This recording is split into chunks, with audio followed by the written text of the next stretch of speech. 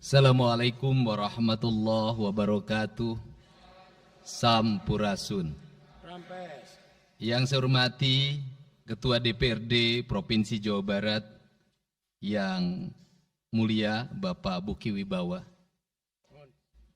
para wakil ketua Bapak Iwan Suryawan, ini tokoh politisi yang begitu kalem saat ada interupsi.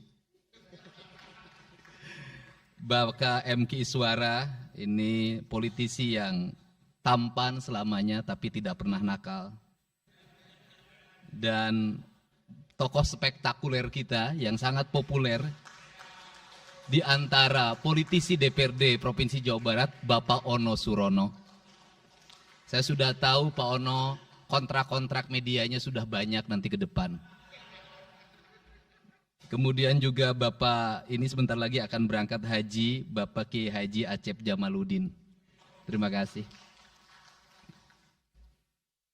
Seluruh anggota DPRD Provinsi Jawa Barat, para ketua fraksi, para ketua komisi, dan saya mengucapkan terima kasih atas berbagai otokritik yang dilakukan, baik secara langsung maupun lewat media, baik media massa maupun media elektronik. Dan itu menunjukkan bahwa di Provinsi Jawa Barat ada terjadi dinamika politik yang luar biasa. Semua orang memiliki concern pada hal yang menjadi tujuan kita, mewujudkan Jawa Barat istimewa dengan berbagai cara. Tugas DPR adalah bicara, itulah tugas DPR. Jadi kalau tidak bicara, mungkin DPRD dianggap tidak ada. Saya ucapkan terima kasih atas otokritiknya. Sekretaris Daerah Provinsi Jawa Barat, kemudian yang mewakili Pangdam 3 Siliwangi, yang mewakili Kapolda Jabar, yang mewakili Kejaksaan Tinggi Jawa Barat, dan khusus untuk Kejaksaan Tinggi Jawa Barat, saya sampaikan ucapan terima kasih, rasa hormat yang tinggi kepada Kejaksaan Agung Republik Indonesia atas tindakannya melakukan penahanan dan mentersangkakan Direktur Utama PT Sritek dan salah satu mantan pejabat BJB yang sudah resign atas kasus dugaan penyimpangan kredit, yaitu menyampaikan kredit ke Bank Jabar, mudah-mudahan tidak salah, kalau salah dikoreksi, sekitar 600 miliar rupiah tanpa agunan yang memadai. Dan ini langkah taktis, dan pemerintah Provinsi Jawa Barat melalui RUPS-nya sudah melakukan koreksi dan perubahan secara total sehingga peristiwa ini tidak akan mempengaruhi kinerja BJB. Saya ucapkan terima kasih. Dan semoga peristiwa ini tidak terjadi lagi di masa yang akan datang. Kemudian yang hormati para staf ahli, para asisten, para kepala perangkat daerah Provinsi Jawa Barat. Yang pertama, forum ini adalah forum kebahagiaan. Ada yang berbahagia hari ini, yaitu seluruh warga Jawa Barat, di mana kita bisa menyelesaikan dua agenda, yaitu agenda pengesahan Raperda tentang investasi dan agenda tentang pengesahan hasil dari LKPJ.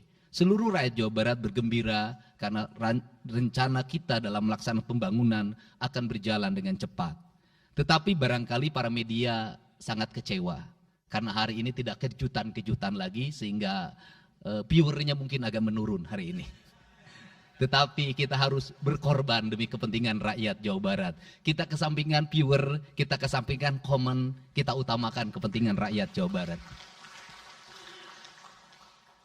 Sebenarnya konsep pidatonya sudah ada, tetapi saya mencoba menyatukannya.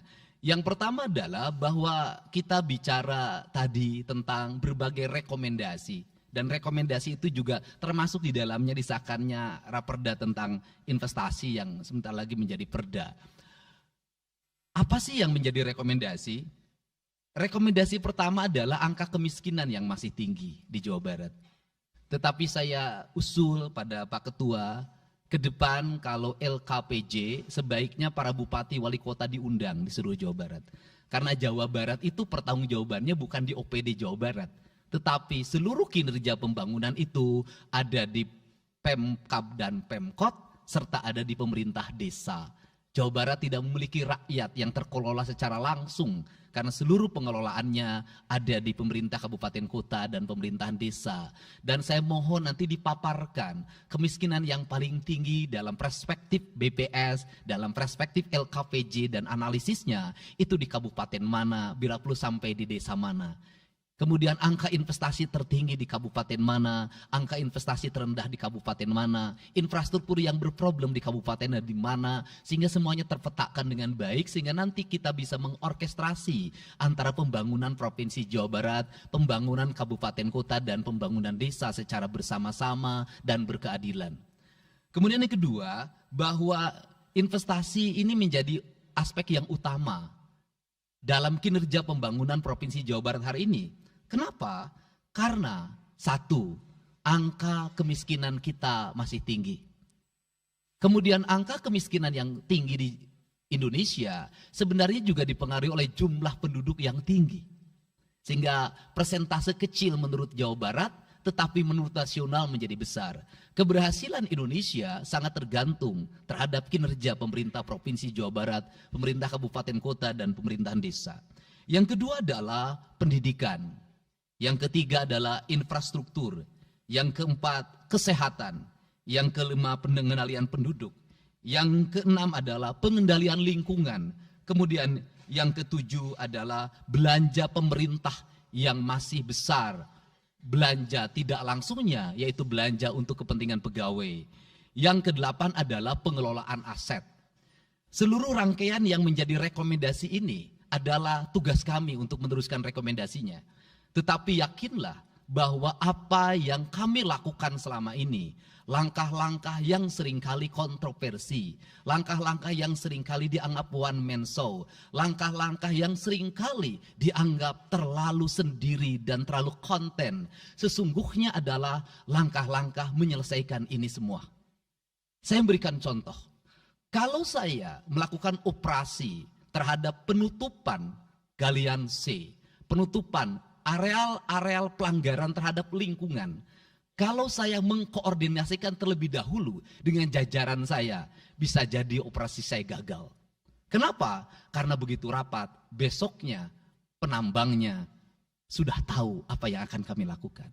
Sehingga kejutan-kejutan itu dilakukan untuk memberikan efek kejut. Dari efek kejut itu melahirkan viral. Dari viral itu melahirkan atensi yang pada akhirnya hari ini Jawa Barat seluruh penambangan liar bisa diselesaikan secara hukum dan Kapolda memberi atensi yang sangat tinggi.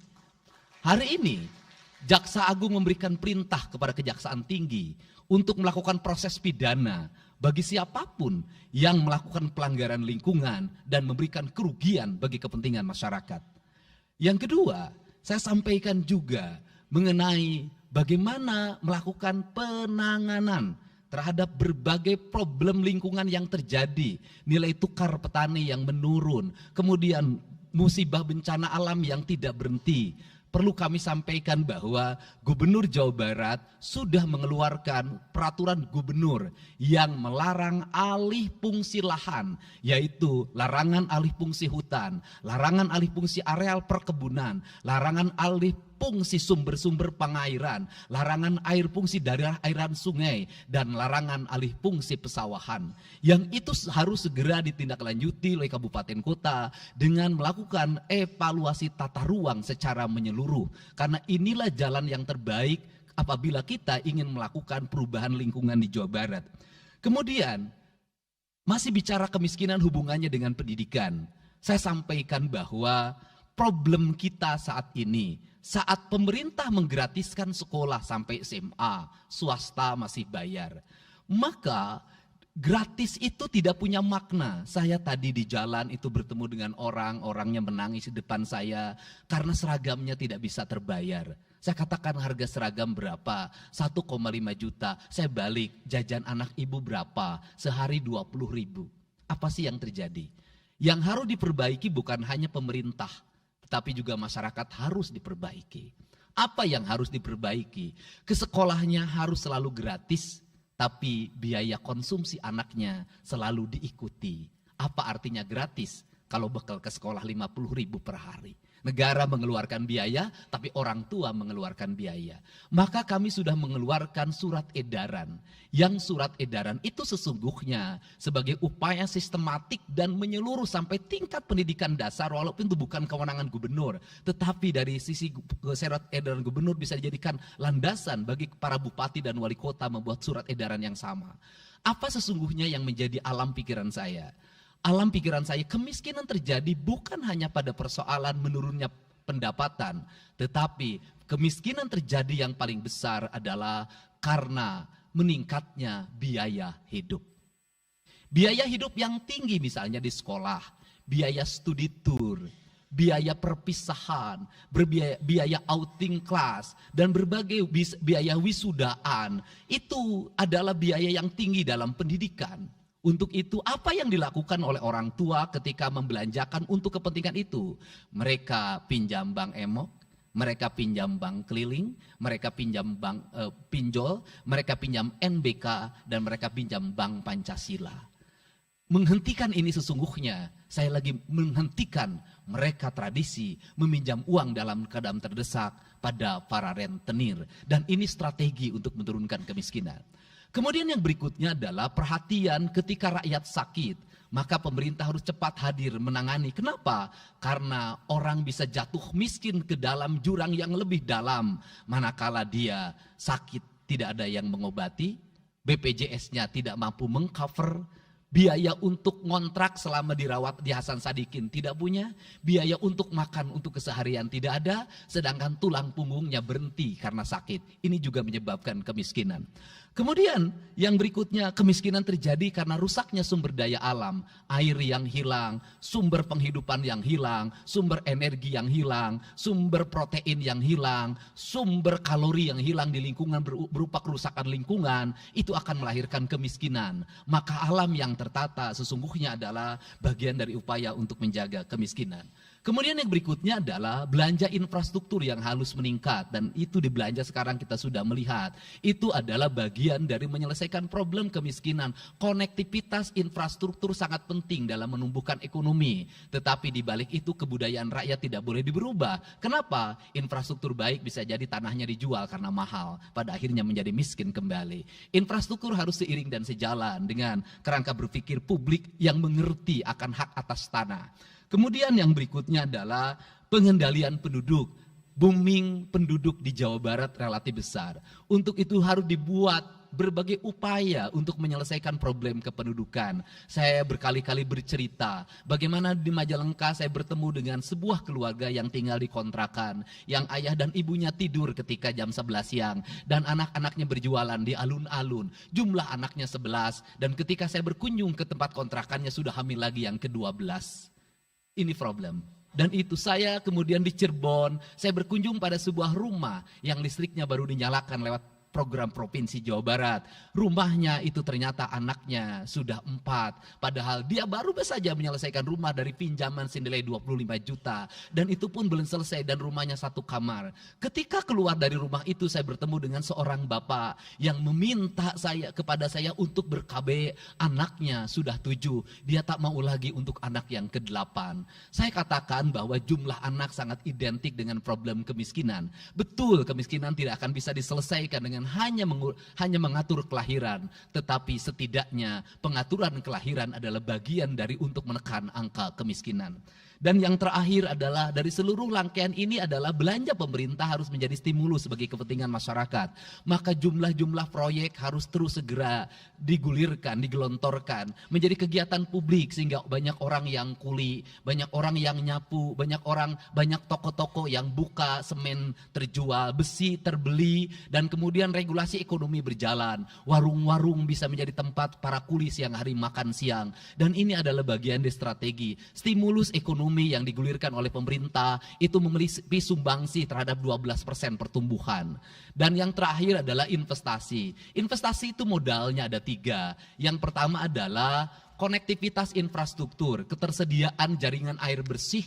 Kita jujur hari ini saya sampaikan ke DPRD, banyak perusahaan-perusahaan yang masih menggunakan air bawah tanah tapi tidak berizin. Bayar pajak tidak, jalan terus. Karena kalau dihentikan mereka pabriknya berhenti. Setelah itu apa? Mereka menjadi objek pemerasan beberapa pihak dalam setiap bulan karena dianggap melakukan melanggar perda. Tetapi kalau juga mereka dihentikan, maka pabrik itu berhenti. Dilema itu harus segera diselesaikan. Caranya bagaimana? Caranya adalah pemerintah provinsi melalui Bapeda hari ini harus segera merancang daerah-daerah yang menjadi kawasan industri harus dibangun fasilitas infrastruktur jaringan air bersih dalam bentuk investasi pemerintah sehingga nanti dikoreksikan dengan PAM-PAM atau PDAM di setiap kabupaten kota secara terkoneksi. Dan ini jalan bagi kita menyelamatkan lingkungan dan menorong pertumbuhan PDAM di setiap kabupaten kota. Karena apa? Karena angka pembayaran yang dilakukan oleh industri jauh lebih baik dibanding angka rumah tangga dan angka-angka layanan sosial lainnya. Itu yang pertama. Yang kedua adalah tumbuhnya iklim investasi di mana masyarakat merasa nyaman. Investor merasa nyaman ketika perizinannya cepat. Saya memberitahukan ya bahwa di Indramayu ada pabrik sepatu yang selama 2 tahun tidak mau buka hanya karena perizinan lingkungan hidupnya belum kelar. Saya ngambil langkah pasang badan, lakukan pembangunan karena itu menyerap 8.000 tenaga kerja. Kemudian di Cirebon juga seperti itu, banyak perizinan yang menggantung bertahun-tahun. Hari ini saya janjikan dalam 1 bulan ini seluruh perizinan di Jawa Barat tuntas dan selesai. Dan saya meminta kepala BPM TSP menjadi VR pemerintah Provinsi Jawa Barat untuk senantiasa tiap hari melihat data dan dokumen di setiap kabupaten kota. Mana yang terlambat, mana yang mengalami hambatan. Kemudian yang berikutnya adalah kenyamanan dalam berusaha. Kenyamanan dalam berusaha adalah keterangan para investor dan lingkungan masyarakat terhadap berbagai aksi gangguan dari orang yang mengatasnamakan diri preman. Untuk itu hari ini kita cukup bersyukur di Jawa Barat, peristiwa ini sudah hampir tidak ada. Kapolda kalau dengar ada preman, hari ini turun termasuk ke Garut, dengar ada preman, Kapolda turun. Ini semua stakeholder sudah bergerak dengan baik, layanan investasi sudah berjalan dengan baik, tinggal satu lagi hambatan investasi adalah masyarakat menaikkan harga tanahnya luar biasa. Kasus BYD, kenapa mengalami hambatan sekitar 20 hektar, masih belum terbebaskan. Karena rakyatnya hari ini meminta 3 juta rupiah per meter. Padahal di situ dulu 150.000, itu pun jarang yang beli. Ini problem kita. Apa peran gubernur saya sampaikan? Peran gubernur bukan hanya mendorong bagaimana investasi berjalan melalui mekanisme administratif. Saya sampai turun untuk mijitin orang yang jual agar mau jual. Dan sudah ada beberapa yang berhasil saya rayu, saya dekati dengan harga. Itu pun tidak terlalu rendah, harganya 1,1 juta. Itu sudah paling murah. Ini yang terjadi di Jawa Barat hari ini. Tidak mudah mengelola sebuah wilayah yang begitu luas, tidak mudah mengelola sebuah daerah yang kabupaten kotanya sudah otonom, diperlukan pendekatan-pendekatan seorang ayah pada anak-anaknya. Sehingga hari ini saya di Provinsi Jawa Barat, saya tidak memposisikan gubernur, saya kadang memposisikan menjadi ketua RT, saya kadang memposisikan menjadi ketua RW, saya kadang memposisikan menjadi kepala desa. Kenapa? Karena warga ini perlu disentuh dengan pendekatan emosional yang kebapaan, bukan pendekatan struktural. Untuk itu saya yakin bahwa forum ini adalah forum kebahagiaan bagi kita semua. Kita sudah bisa menyelesaikan 2 agenda besar. Semoga ini menjadi kado terindah bagi masyarakat Jawa Barat. Insya Allah kami akan menjalankan pemerintahan dengan baik. Apa yang kami susun, apa yang kami rancang, dan apa yang kami kerjakan adalah semuanya kami dedikasikan untuk kepentingan masyarakat Jawa Barat. Yang terakhir kami sampaikan juga bahwa kami kemarin sudah melapas 273 anak-anak yang mengikuti pendidikan di Dodik Rindam 3 Siliwangi. Hasilnya bisa dilihat secara terbuka di berbagai tayangan. Air mata tidak akan bisa membohongi kejujuran rakyat dan anak-anak itu. Dan saya sampaikan, hari ini ada 13 orang anak yang tinggal di rumah dinas gubernur. Pada saat yang lain orang tuanya datang menjemputnya, dia menangis. tak ada satupun orang tuanya yang datang. Seorang menjadi anak yang terbuang. Dan akhirnya saya memutuskan mereka untuk sekolah di Bandung dan tinggal bersama Gubernur Jawa Barat. Ini cara kita menyelesaikan. Saya ucapkan terima kasih pada semuanya. Semoga kebahagiaan menyertai kita semua. Dan saya yakin setelah kegiatan ini kita akan walk out secara bersama-sama. Wallahu muwaffiq ila aqwamit thoriq. Assalamualaikum warahmatullahi wabarakatuh. Sampurasun. Sekali merdeka tetap walk out secara bersama-sama.